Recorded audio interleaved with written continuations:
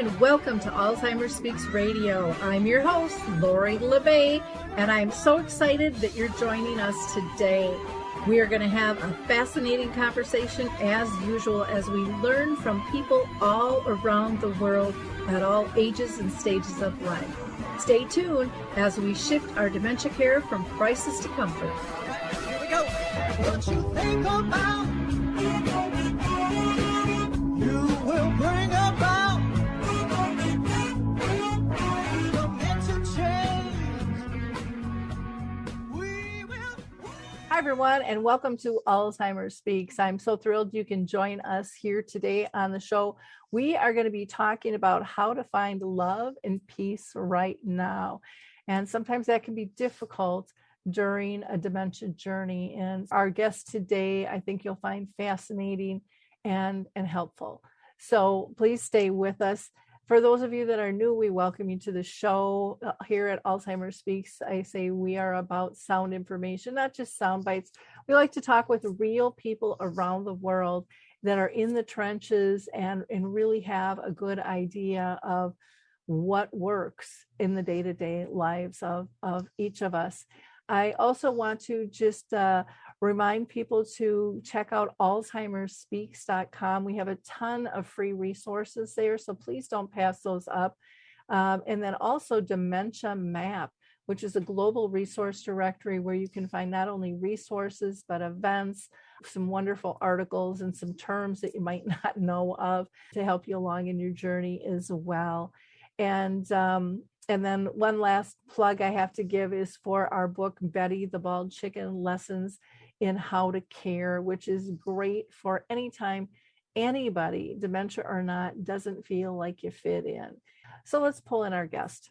So Catherine, I'm so excited to have you with us today. You have an amazing history, and the things you're doing in the world to help others is absolutely wonderful. So thanks for taking the time to be with us.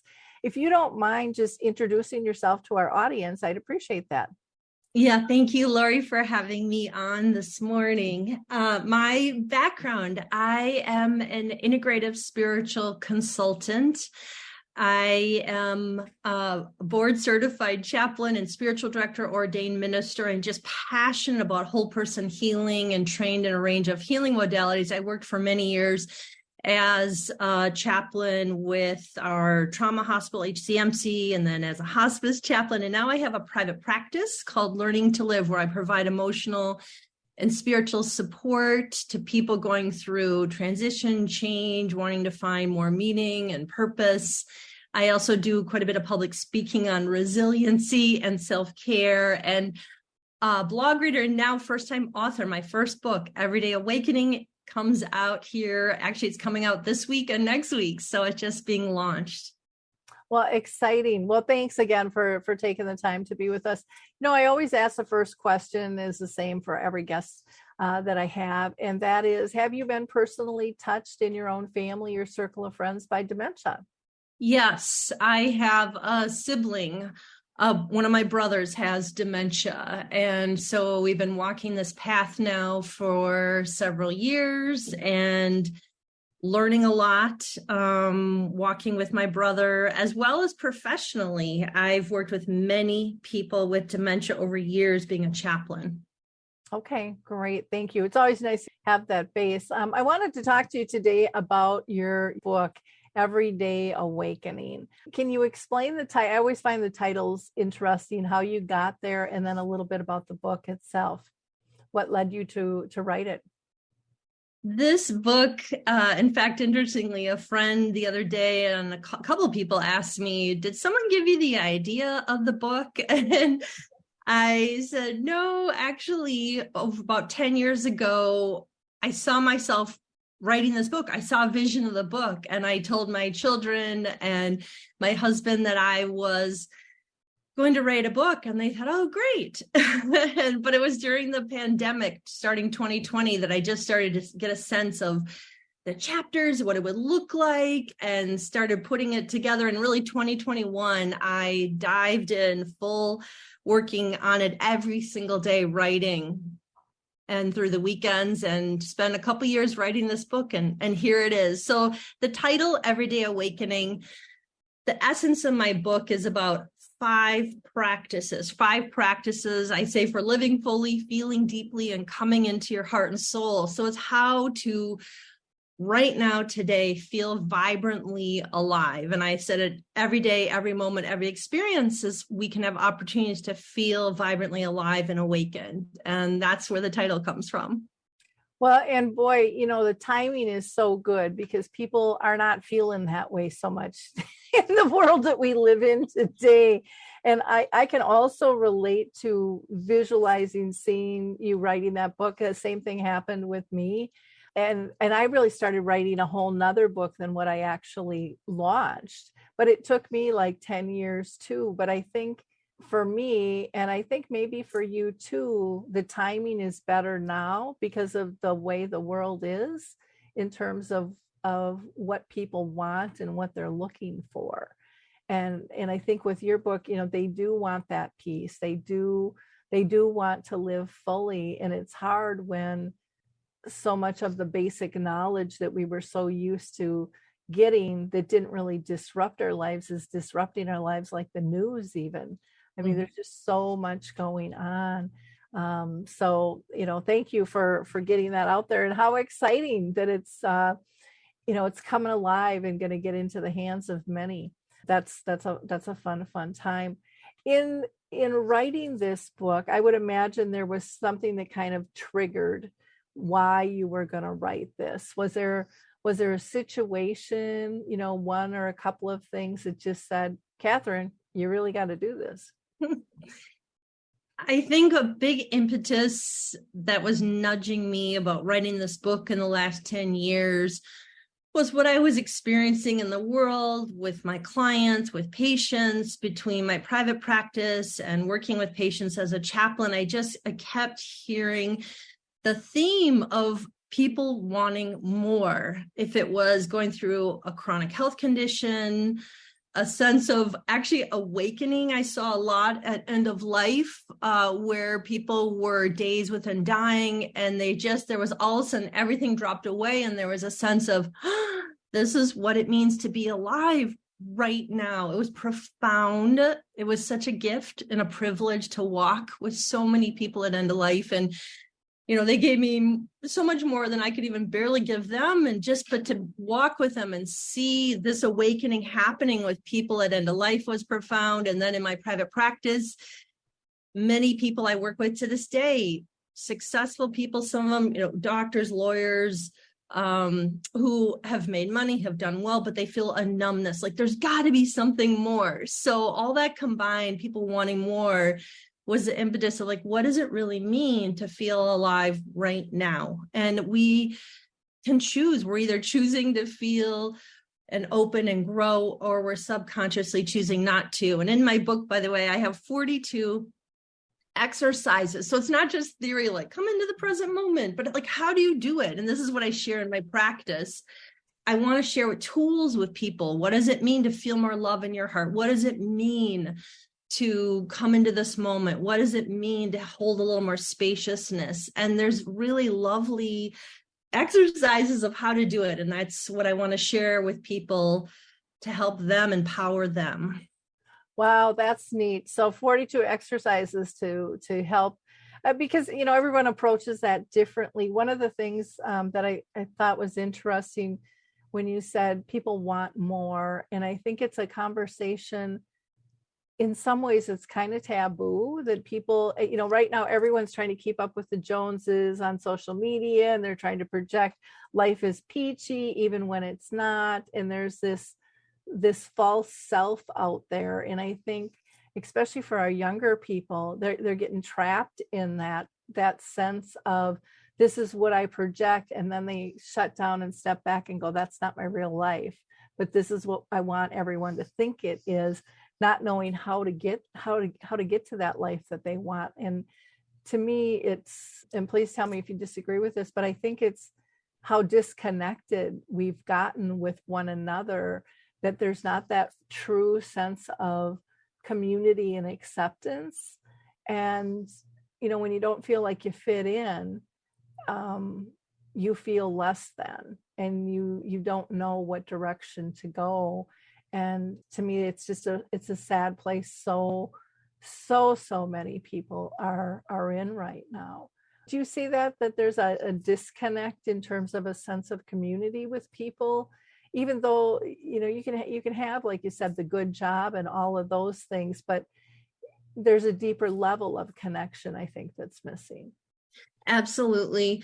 In May, the Surgeon General declared we're in a loneliness epidemic. 1 out of 2 people in the United States are lonely. Interestingly, the largest group of that is young people from ages, 16 to 29. The second group is 70 plus. And interestingly, the Surgeon General had declared there was loneliness before the pandemic. So this isn't new, but the pandemic really intensified the disconnect, how we were all, schools, businesses, everything shut down. We stopped a lot of socializing. And then I think that coupled with grief, every one of us endured grief through the pandemic. The world grief experts have said every one of us have endured grief. So you think of grief and then being isolated, and really has caused this heightened sense of loneliness. And now people are just starting to get back out in the world. And I think the importance is reconnecting, getting back out and being on, for example, for young people,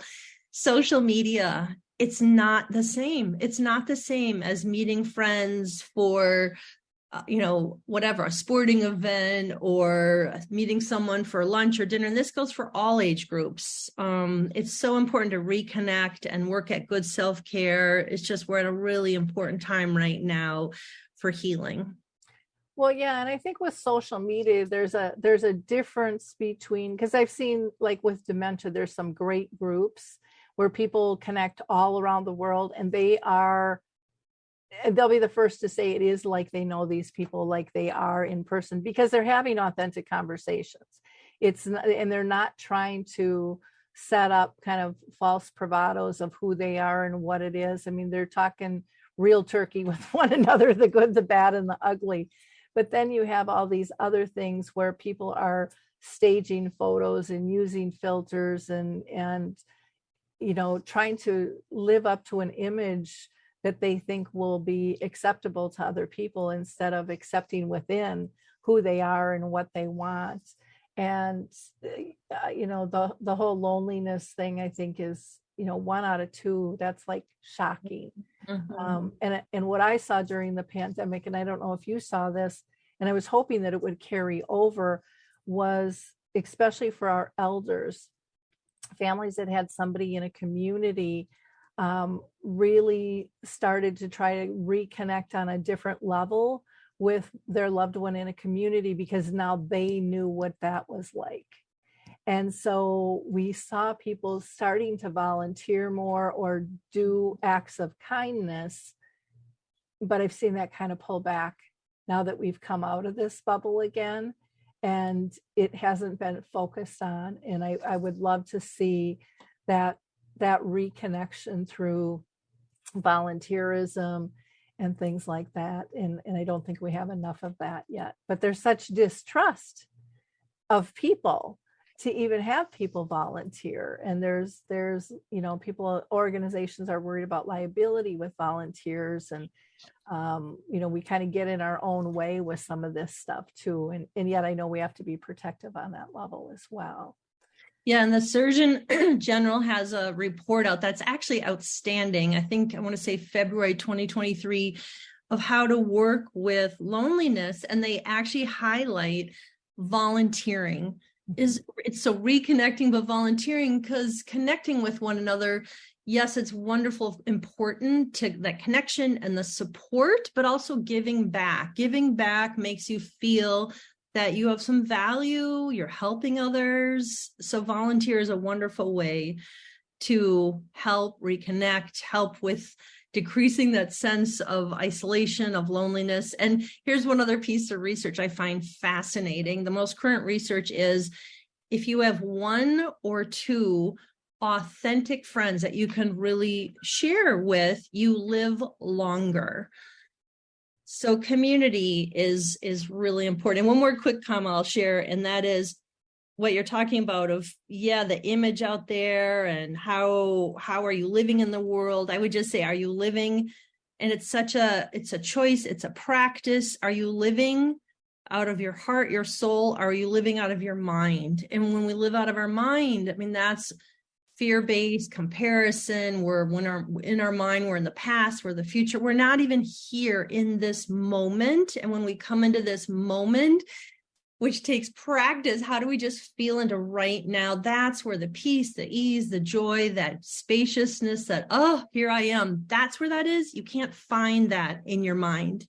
Oh, I totally agree. And with people living with dementia and their care partners, one of the things I always teach: tears, fears, and joy. And I always ask everybody, what do you want? And of course, everyone says joy. And then I explain, the tears are usually living in the past, focusing on what's lost. The grieving component is important, but again, you don't want to live in that space all the time. And the fears are all about the projections, the what ifs, and how do I do this, and blah, blah, blah, plans A through Z.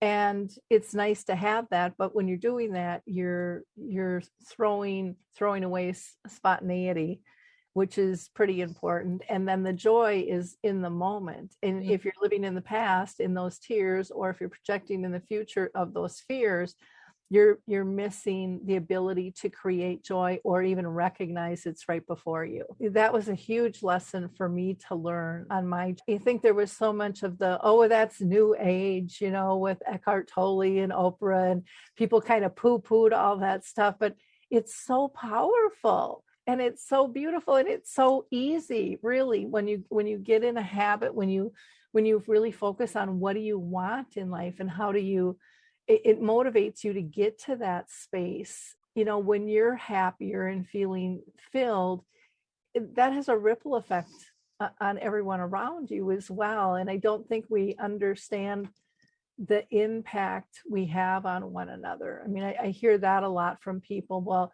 it doesn't make any difference what I do. It's not going to affect anyone else, but it does. Mm-hmm. Because people worry about you, or they pick up on your energy, the good, the bad, or the ugly on that. That is beautiful. Thank you for sharing that. That's just lovely. I would just add that I think it's so important to feel your feelings. I mean, the path to healing, it is a piece of, let's say you're a caregiver and you're going through and experiencing in the moment some grief, some unrest. Can you even just name what's happening? When we can name out loud or in our mind, oh, this is my thought that I'm worried, I'm ruminated, that calms our nervous system. Can you name what you're feeling, which can be super hard sometimes to recognize, what am I feeling? But when you name, oh, I really feel sad, that starts to calm our body. And then even just for a short time, even holding, I like the word curiosity. Can you hold the word curiosity of like, where do I feel this in my body? I feel it, let's say, in my chest. Then you can kind of, okay, can I breathe into my chest for a few minutes to just let that feeling come? I promise it will start to lessen, start to dissipate. When we don't feel our feelings is when they get stuck inside of us, and so the path to healing truly is letting some of the feelings come out, because then there's just like, a spaciousness to experience more joy, more peace.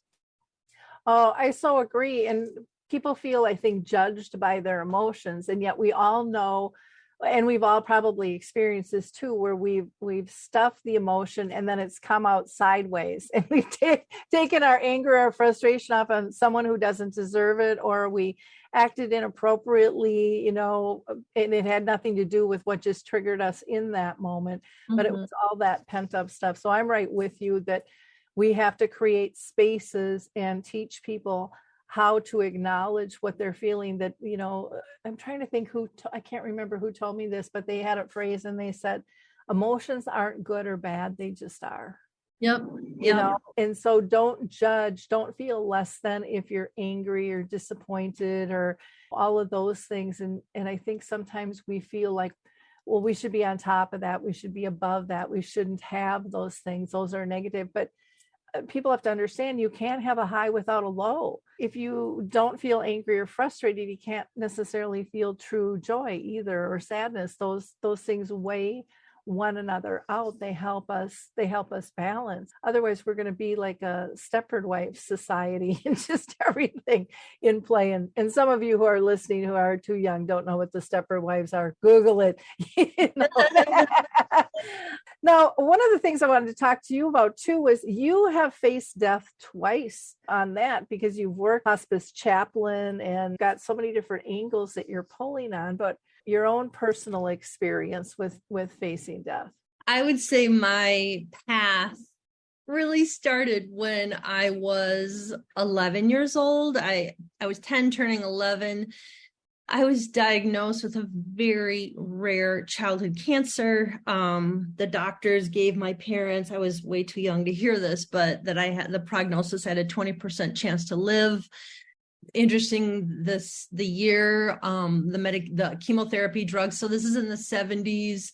They were randomly giving this new drug from Turkey, and my father demanded that they give this drug to me, and it's now standard treatment. So, but my life really turned upside down. Back in the 70s, they did have chaplains and counselors. No one talked to me, my family, and out of nowhere, I just started to pray. And my prayer, I told no one, was, could I please live to be 20? And I just kept praying. I thought, if I could live to be 20, I would just see the world. And I prayed and prayed, and not long after, this deep feeling of peace just poured through my body, and it was profound. It was a knowing that I was going to live. I wasn't alone. It was really profound experience. So it started to shape the trajectory of my life. I, as a teenager, started reading books on life, meaning, purpose. Why am I alive? And that's when I'm a huge reader. So that started. And then fast forward, I went into the business world because that was a family path. And I was in advertising. I was with actually Time Magazine, Time Warner, and I had in my 30s a near-death experience, whitewater rafting, which was also a major turning point of realizing, nope, this isn't what I want to do. I feel called to something else. I need to hear where I'm being called. That led me on the path to becoming a chaplain and minister to the work I do today. Wow, that's amazing. Yeah, not too many people have those types of experiences, and I can only imagine. When I was younger, and I was probably 7 or 8, but I remember the doctor telling my folks I had cancer, and I ended up not having cancer. But just those couple of weeks when everyone thought you did have cancer was pretty eye-opening, and just really makes you all think a little bit different about life. In those moments, you said you prayed and you really almost physically felt the difference within your body. Can you talk to that a little bit more? Because I think for some people that might be foreign. And again, I think it's something that not everybody experiences. I think a lot of people pray, but they don't always feel like they get an answer or a confirmation of their prayer. Well, here's what I believe. I believe we're a spirit in a body for a short time. I believe we're all connected. There's a sense of oneness. I believe there's this force of energy. And I'll tell you, the longer I've done the work I do, I think language is limiting. The sense of oneness, this energy, some people might call it God, Brahman, Allah, energy, universal energy, higher power, true nature, your true nature. So when I think back, when I was so little, I can vividly remember experiencing that I felt like I was on a tightrope. I was between life and death. I was right on that edge. And I could feel it. And I was just, it came to me that, gosh, I don't want to die. And what I saw in the 70s, and this was at the University of Minnesota Hospital, but they did a lot of amputation. They had no anti-nausea drugs. It was quite a lot. It's radically different now, where I think they have programs to help children and support, and they had none of that in the 70s. And so it was pretty intense experience. And that's what led me out of nowhere. We were a family Lutheran, occasionally going to church, but it meant nothing to me. And the prayer just organically came through me. And when I say this feeling, it just weeks, months, this feeling just came through my being of just a sense of I wasn't alone. There was some other energy force moving through me, comforting me. It was a knowing. It was profound that I was going to live. I knew I was going to live. And I knew also in that moment, I had felt so alone, because no one, I mean, my mother, dear mother, who's 95 and just wonderful woman, she would say, you're going to be okay. But there was no sense of reality of anything. And so I felt her love, but I also felt her fear, and I felt everyone's fear around me. And so that calm, warm energy, vibrational energy was moving through my body. And it was just like, oh, wow, there's more to this life than being just a physical body, which has led me on this path of realizing. And then I saw it again as my next experience, having that near-death experience, I saw it with so many patients at end of life. There's just like, what is truly life? That aliveness, that oneness, we can feel it right now. This is, I would say, a culmination of Eckhart Tolle's work. How do you come into the oneness right now? How do you feel it? And it's possible if you want, if you choose, if you want to experience the moment and this deep sense of aliveness and oneness. We all have it. It's just, what are you choosing? And going back one more comment to earlier, what you said, the world today, it's so it's divisive. There's so much unrest, and today's culture, it's still about do more, make more. Can you, have more and more and more? But that's all out of our mind, our ego, which truly our essence is not our mind or ego. It's that oneness, that energy source. That's what we are.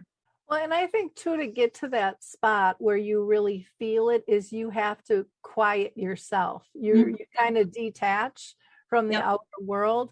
I remember taking my daughter to, we were looking at colleges in New York, and we were at the Waldorf Hotel, and we went to bed that night and everything was fine. And I woke up in the morning, and I remember looking in the mirror, thinking every cell in my body has changed. And I couldn't explain it. But something happened to me during the night sleeping, and I did not feel at all like myself. I felt full. I felt good. I felt like Lori, but on, I don't want to say on steroids, because that sounds bigger, because it was really an inner thing. It wasn't an ego thing. It was just, your life is changing, and I really didn't know how. And then we went out, and my stepson was in town the other day, and he said, yeah, we still talk about when we sat down to have lunch, and your earring just flew out of your ear and across the table, like two people over, just flew. We still talk about that moment. And it was like, and then I told them that I felt like my whole life was going to change, and I didn't know how. And they were all like, well, somebody's with you, because no one, I didn't flick my head. I didn't do anything for that earring to come flying across the room. And we still laugh about that. But wow, that's a great story. Wow. And I think a takeaway is that we can watch what we think. We can watch what we feel. We're not our thoughts. We're not our feelings. We're that still essence, that witness, that oneness behind what we think and feel. And when you really can understand that's who we are, that stillness, that silence, that essence, it's just, there's such a freedom. Yeah, there really, really is. If people are happen to be just tuning in right now, you might want to reel back because we have been talking with Catherine Duncan, who is the author of Everyday Awakening, which is just coming out. She is an integrative spiritual consultant. She just provides this emotional and spiritual guidance and support. I mean, our conversation has just been fascinating. So if you're just popping in now, again, I think you're going to want to go back. Next, we're going to be talking about 5 practices that you can do in life to live well and live better. You can always visit her website to learningtolive.org. So, Catherine, let's talk about the 5 practices that you mentioned earlier on. Can you share those with us? Yes, the 5 practices that I would say I've lived organically starting as a young person. What the first is come back to the present moment. The second is connect with something greater. The third is grow your trust. And the fourth is embody love. And the fifth is hold openness. So these are what I think are the 5 practices to help you feel open into the vibrant aliveness that we are and that oneness, our soul, our spirit. So each chapter, I have a chapter on each of these 5 practices where I talk about the practice, and then I give you several exercises in each chapter, how to do it. What does it mean? Let's just start for a moment to come into the present moment. When I say come back to the present moment, as I was just saying earlier, we're not our thoughts, we're not our feelings, we're that stillness, that essence, that witness behind that. So how can you move out of our fast chattering ego mind into just this moment? And I give examples of practicing mindfulness, coming into just this moment, or just, so here's a quick example. Let's say in the morning you have a cup of coffee or a cup of tea, let's say a cup of coffee, and you go into your kitchen, you make coffee, and then you pour yourself a cup of coffee. Can you, for 1 minute, 1 or 2 minutes, not have TV, radio, computer, phone, all the distractions, which is a lot. And I understand if you have young kids, or this is also challenging, they have to go in a different room, but you pour yourself a cup of coffee, you hold the cup of coffee, you feel the warmth of the cup, you smell the aroma, you take a sip, you're just fully present for a minute or 2 drinking coffee. Maybe you have a window, you look out the window. That is an example of being in just the moment, getting out of your busy mind to find some stillness. I mean, I give a number of exercises. That's just one quick idea. Well, and that's wonderful. When I was in real estate, when I was caring for my mom with dementia, my dad had brain cancer. I actually would shut my door. I would actually put a note on the outside: do not enter, don't bother.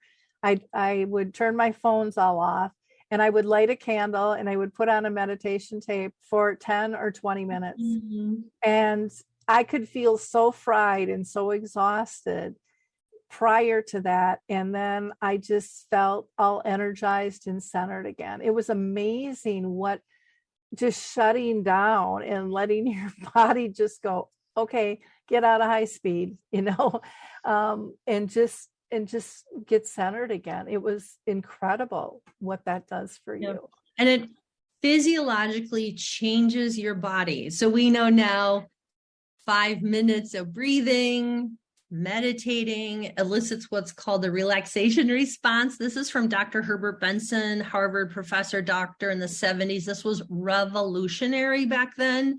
Now it's pretty much standard understanding in medical schools across the country. But when you spend 5 minutes, which is not long, doing a breath exercise or meditating, it physiologically changes your body. It lowers your blood pressure, your heart rate, your cortisol levels. It's amazing how you're just like, oh, you almost feel like a new person. Yeah, I went to a breathing course and with Breath Logic, and I remember, learning the deep breaths and how that can change. And so for me, one of the things that helped me kind of through my whole caregiving was doing those deep breaths. And I use it. You can use this throughout your life in all different areas. but I would take in those deep breaths and I would ask my higher power, whoever that is for you, to give me what I need in the moment. And prior, I used to tell it what I needed in the moment. And we don't always know. So I let that go and said, okay, you have a bigger picture of what I need. Yeah. And then on my exhale, I asked for all the toxins in my mind, body, and soul to leave. So like inner critic, you've been heard, you're gone now. And just that was really, really centering for me too. And I would just do it like 11 times, but I could feel the difference in my body. It just, these things you're talking about are so, so powerful. My favorite breath exercise I teach, there's so many different ways to do breathing and so many different ways, but my favorite is just breathing in. You just get in a place where you can feel some calmness, breathing in peace, peaceful energy coming through your body. Breathe out stress, breathe in peace, breathe out stress. You can see stress, even like gray smoke leaving your body. It's powerful. Yeah. Yeah, it really is. And these are simple things that don't cost any money to do. And you can do them anywhere. No one has to even know that you're doing them. You can actually even, if you wanted to, you could do it in the grocery store as you're pushing your cart, or in the car at a stop sign. Probably wouldn't be as effective as being home alone or in a quiet space. But I've done, my breathing stuff anywhere I feel I need it, and it brings comfort. Absolutely. Now, most of us teach from experience, and definitely you have had some major experiences with 2 death experiences yourself. What other things have you drawn on for the work that you're doing right now? Were there certain moments in your life where you're like, oh, that would be useful, and I can share that with others? I've learned so much from so many hundreds of patients I've worked with. I've learned so much I learn so much every day from the clients I work with now. I've learned a lot. I've lost 5 family members and been with them in the dying process. And that was quite profound. One story I'll share that stands out, and this really was actually a significant story on my path. This is before I became a chaplain. My mother-in-law, she was 65, suddenly diagnosed out of nowhere with pancreatic cancer. My father-in-law asked me, would I just walk with Karen through this process? And, of course I would. And I took her to doctors and healers. I took her to all kinds of people. And in the year she lived 1 year. I just saw this incredible transformation with her, where she was, I would say, more attuned to the outer world, and she loved to shop and she loved to buy things and all this, and all that dropped away. There was just, her essence was starting to grow more and open more, and her spirit was opening, and there was just such an openness with her. And I remember taking her to this well-known gifted healer in Minneapolis. His name is Michael Isaacson. And Michael said to Karen, are you going with the river, or are you going upstream? Are you fighting the river? And she said, I'm going with the river. There was just an acceptance of going with the flow that was profound. I mean, in the moment, I just was like, awestruck what she was saying. And then she entered hospice, and she was still very functional, walking around. And I remember it was a Friday afternoon. She was in her home, and she looked still pretty good. And she was walking around, and she said, come sit down. She said this to my husband and I, come sit down. I want to talk to you. And she looked in our eyes and she said, I'm ready. I'm not afraid. I'm going to teach you about death and dying. I'm not afraid. And I looked and I felt not an ounce of fear. I was just like, she died actually on Monday. She died just a few days later. But just that acceptance, that opening, her spirit was starting to open. There was a glow about her. And after that experience, and it was interesting, they had Fairview Hospice. And I thought, I am not going to be a chaplain from my childhood. No, I'm not. And I watched these people from Fairview Hospice and I marveled at how beautiful their spirit. It was just, I couldn't, and all of a sudden the word chaplain, like, maybe I should be a chaplain. And that started me on the path to becoming a chaplain. It was a really incredible experience, but the learnings from Karen of opening and growing and finding deep aliveness and life in the moment was soul shaping for me, was life transforming for me. Yeah, it was a gift. Yeah, I've had a lot of experience with transitions as well in helping people. And I know so many people are, they want to stay away from death. They don't want to talk about the conversations and stuff. And my mom was one all of her life. She would bring us to, funerals and wakes. And when we were little, she'd get scolded by her friends. They're too young, Dorothy. They shouldn't be here.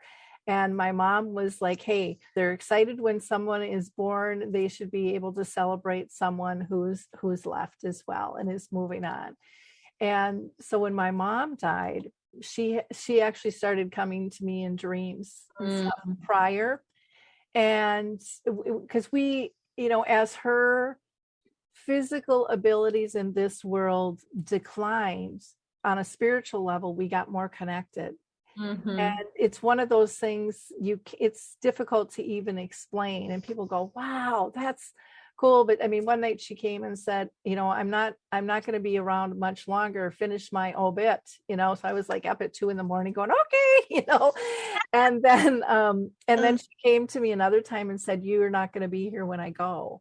And I was all offended because I'm like that person. I'm like you. I want to be there for that transition because it's such an honor of a role to be able to play. And sure enough, I wasn't there. And I asked her why. And she said, because I need to know you're going to continue your work and the rest of them need to experience the dying process. And they won't do that if you're in the room.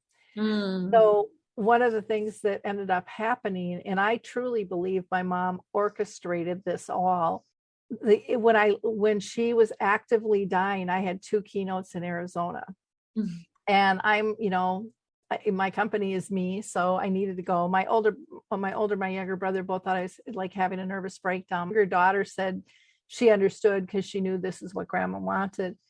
The man on the plane with me, we talked about his father-in-law who had dementia, who just moved into his house. I mean, it was just one thing after another. I went to get my baggage and my daughter calls and says, I think this is it. Do you want to say goodbye to Graham again? So here I am in baggage claim, and I'm thinking I'm going to just talk to her on the phone.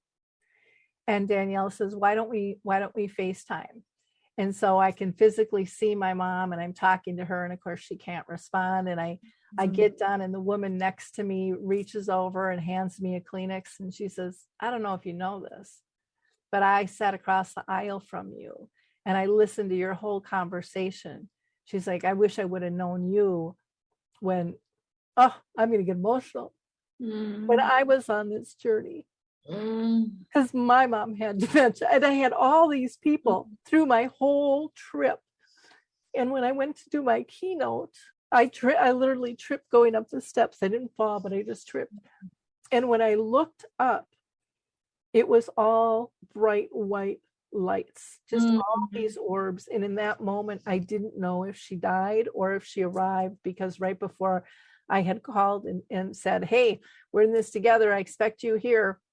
And what was really interesting, Catherine, was I called when I was done and my daughter says, Mom, it was so weird, because I helped them through video conferencing on how to care for her, and her body was going to get hot and, what they could do and blah, blah, blah, blah, blah. And she said, Grandma got so hot and so red and we couldn't cool her down. We had all the cool washcloths and we had them all over her and we could not cool her body down. She finally cooled down about 10 minutes ago. And I said, that's when I got off stage. But It was just amazing, those connections that you have. And some people will think, oh, you're crazy. And it's just like, I firmly believe my mom and I were communicating after her death. I think we still communicate on a level. And what is so interesting with this journey is we're so limited here in this physical world compared to what is possible. Mm-hmm.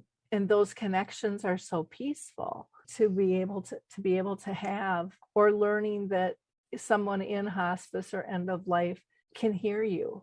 Mm-hmm. They might not be able Absolutely. to respond to you.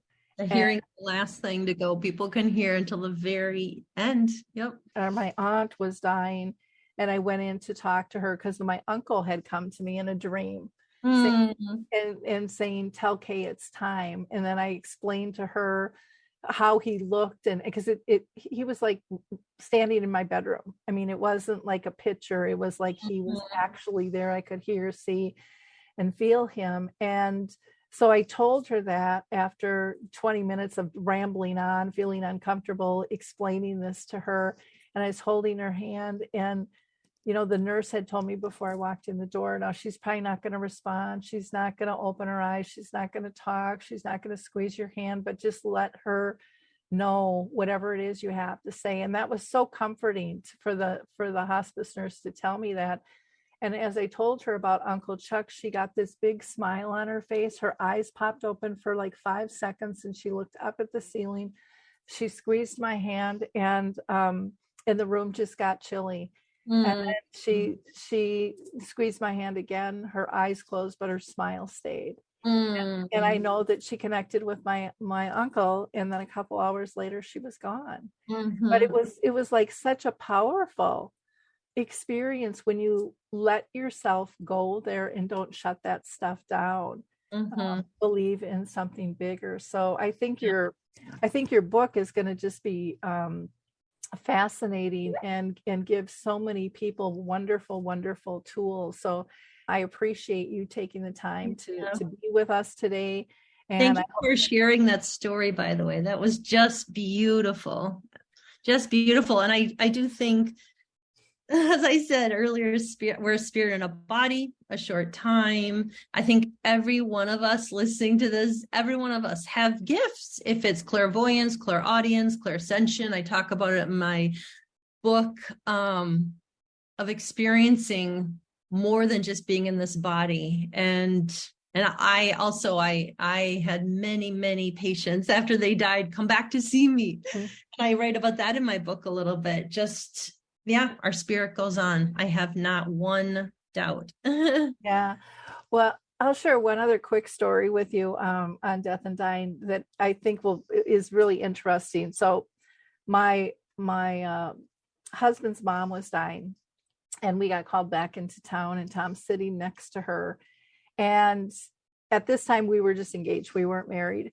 And Tom was Catholic, so I just assumed his mom was. I did not know that for sure, but I just assumed that. And the nurse pulled me aside and said, "Do you want the last rites?" And so I said, "Yeah."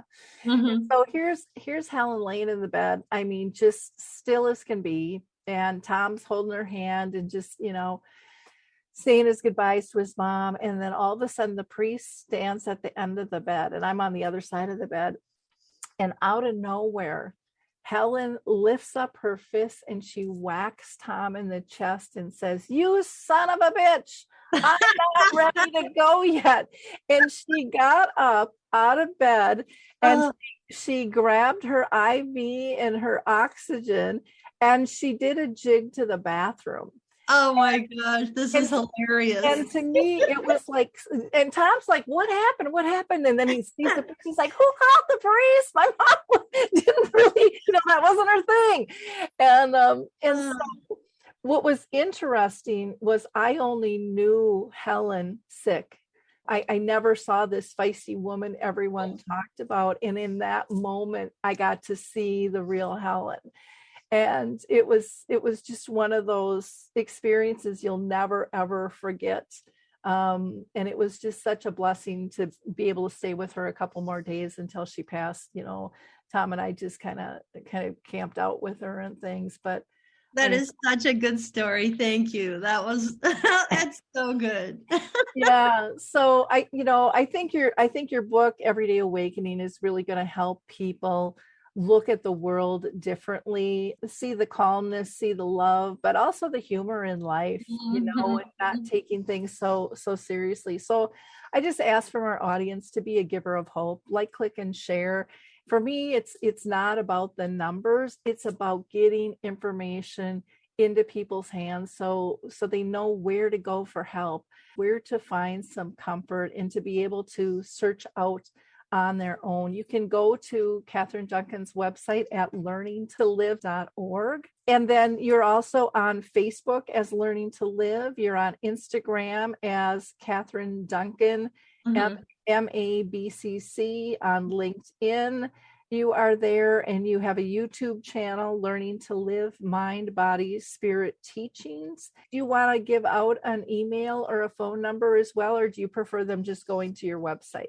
Yeah, my email is REVC Duncan, DUNCAN @gmail.com. And I'd also say, check out my book, Everyday Awakening. It's currently, you can go to Amazon, Barnes and Noble, Indigo Bookshop. I'm kind of all over. My book is, it'll be in the Twin Cities. It's going to start being available in Barnes and Noble, in stores. It's also, you can go to everydayawakening.com to check out my book. Wonderful. Well, I wish you the most success with your book. I think that is just an exciting time, and I appreciate you sharing your life's work with us and your stories. I think you're going to help a lot of people in the world. So thank you, Catherine. Thank you so much. Lovely to talk with you. Thank you. Again, in wrapping up, we will catch up with you on our next episode. In the meantime, feel free to go to alzheimersspeaks.com for more information. Bye, everyone.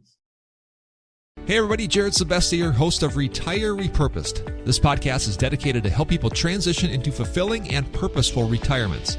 Retirement is a big life change. In fact, the two most dangerous years of a person's life are the year they were born and the year they retire. Few people can just flip the switch from working a career 30 or 40 plus years, retiring on Friday, without methodical steps to living what we call a repurposed retirement. To listen now, search Retire Repurposed on your favorite podcast platform, Senior Resource, or Life Audio.